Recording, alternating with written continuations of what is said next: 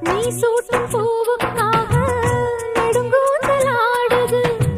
நீ வைக்கும் பொட்டுக்காக நடுநெத்தி வாடுது.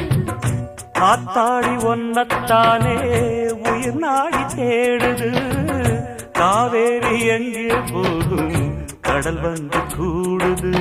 அந்திப் பொழுதில் தென்னங்கிளையில் தென்றல் கூத்தாட மையை எழுதி மஞ்சள் குருவி கையை கோத்தாட அடங்காத ஆசை கொண்டு நானும் போராட. உனக்கென பிறந்தவ ரெக்க கட்டி பறந்தவ இவதான்.